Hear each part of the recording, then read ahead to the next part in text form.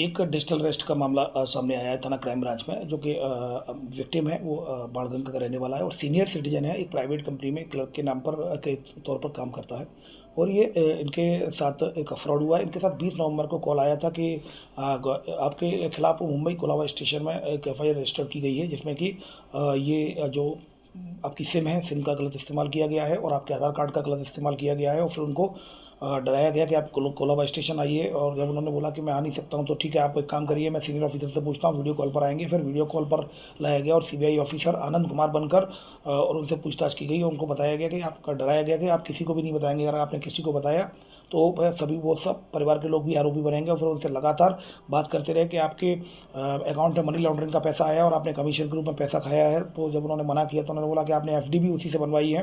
पूरी डिटेल्स ली उनसे और बोला कि FD को तुड़वाना पड़ेगा और हमें चेक करना पड़ेगा कि ये मनी लॉन्ड्रिंग का पैसा है या नहीं। तो उनके द्वारा अपनी FD भी तुड़वाई गई और फिर पत्नी के अकाउंट से ही पैसे दिए गए। कुल मिलाकर इन 10 दिनों में उनके द्वारा लगभग अलग अलग ट्रांजेक्शन करते हुए इनके द्वारा 27,60,000 रुपये उनको जो स्कैमर्स के अकाउंट्स में डाल दिए गए। और उनको बताया गया कि RBI की पॉलिसी है, सबसे पहले हम RBI के अकाउंट में पैसा डालता है, फिर उसके बाद हम वेरीफाइड करते हैं, वेरीफाइड करने के बाद फिर आगे हम इसको वेरिफिकेशन के बाद पैसा वापस करते हैं।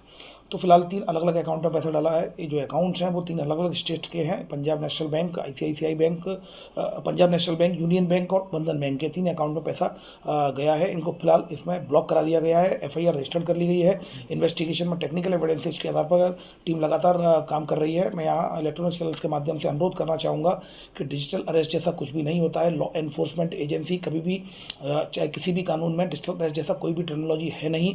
केवल ऑफिशियली जो लॉ एनफोर्समेंट एजेंसी है वो केवल और केवल फिजिकल अरेस्ट करती है। साथ ही इसमें लॉ एनफोर्समेंट एजेंसी कभी भी पैसा नहीं मांगती है, कभी भी पैसा किसी दूसरे अकाउंट में ट्रांसफ़र नहीं कराती है। कभी भी अगर सस्पेक्टेड अकाउंट होता है तो लॉ एनफोर्समेंट एजेंसी हमेशा उस अकाउंट को फ्रीज कराती है, होल्ड कराती है, लेकिन कभी भी पैसा उसका ट्रांसफ़र नहीं कराती है।